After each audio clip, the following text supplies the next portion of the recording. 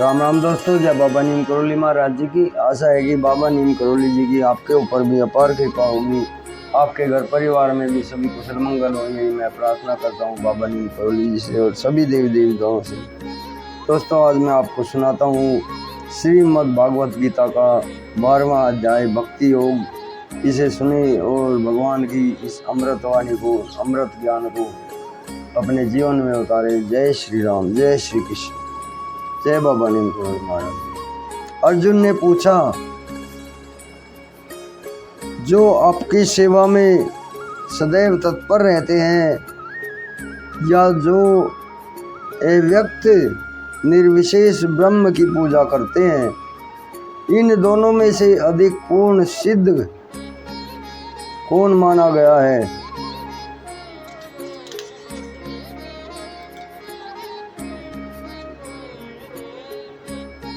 श्री भगवान ने कहा, जो लोग अपने मन को मेरे सत्कार रूप में एकाग्र करके और अत्यंत श्रद्धापूर्वक मेरी पूजा करने में सदैव लगे रहते हैं, वे मेरे द्वारा परम सिद्ध माने जाते हैं। लेकिन जो लोग अपनी इंद्रियों को वश में करके तथा सबों के प्रति समभाव रखकर परम सत्य की चिराकार कल्पना के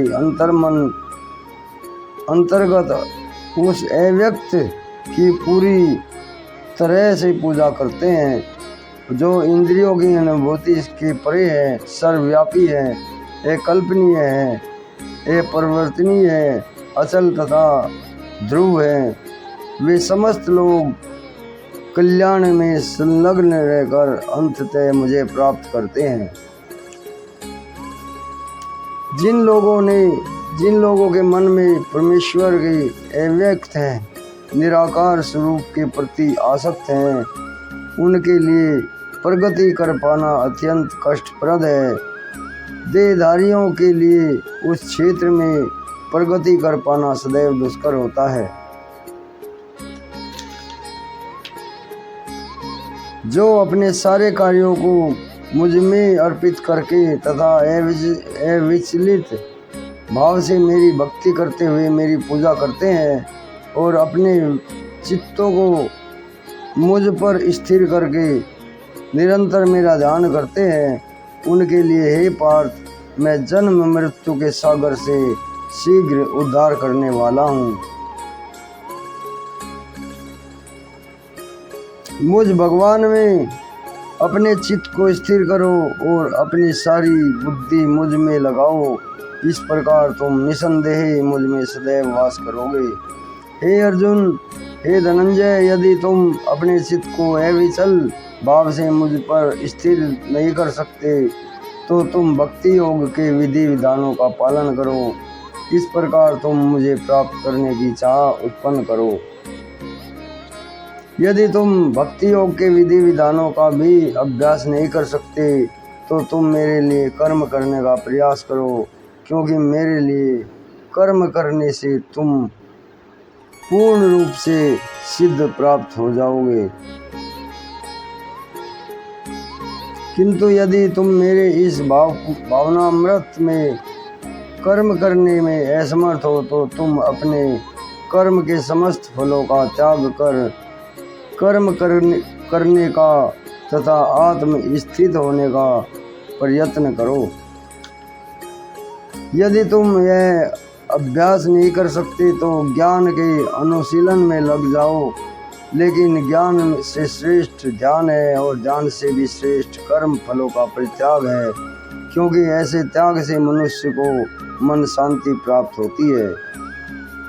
जो किसी से द्वेष नहीं करता लेकिन सभी जीवों का दयालु मित्र होता है, जो अपने को स्वामी नहीं मानता, मिथ्या अहंकार से मुक्त है, जो सुख दुख में संभाव रहता है, सहिष्णु है, सदैव आत्म संतुष्ट रहता है, आत्म संयमी है तथा जो निश्चय के साथ मुझ में मन तथा बुद्धि को स्थिर करके भक्ति में लगाता रहता है, ऐसा भक्त मुझे अत्यंत प्रिय है। जिससे किसी को कष्ट नहीं पहुंचता और जो किसी अन्य के द्वारा विचलित नहीं किया जाता, जो दुख सुख में भय तथा चिंता में संभाव रहता है, वह मुझे अत्यंत प्रिय है। मेरा भक्त जो ऐसा जो सामान्य कार्यकलापों पर आश्रित नहीं है, जो शुद्ध है, दक्ष है, चिंता रहित है, समस्त कष्टों से रहित है और किसी भी फल के लिए प्रयत्नशील नहीं रहता, मुझे अतिशय प्रिय है।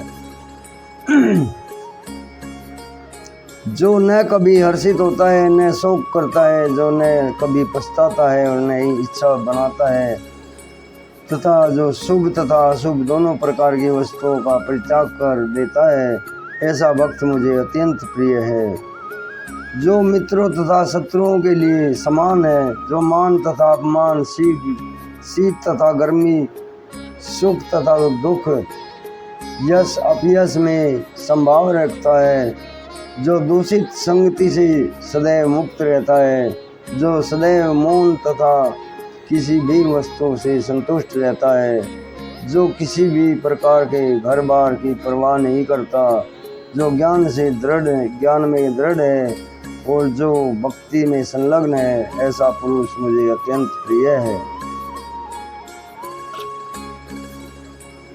जो इस भक्ति के अमर पथ का अनुसरण करते हैं और जो मुझे ही अपना चरम लक्ष्य बनाकर श्रद्धा सहित पूर्ण रूपेण संलग्न रहते हैं, वे भक्त मुझे अत्यधिक प्रिय होते हैं। इस प्रकार श्रीमद् भागवत गीता के 12वें अध्याय के भक्ति योग का संपूर्ण संपादन हो। जय श्री राम, जय श्री कृष्ण, जय हनुमान जी, जय बाबा नीमकरोली महाराज। दोस्तों, ये भक्ति योग था 12वां अध्याय। कल मैं आपको इसका 13वां अध्याय सुनाऊंगा, प्रकृति, पुरुष और चेतना। तब तक के लिए आज्ञा चाहता हूँ। जय श्री राम, जय हनुमान जी, जय बाबा नीमकरोली महाराज, जय गाय माता की, जय श्री कृष्ण।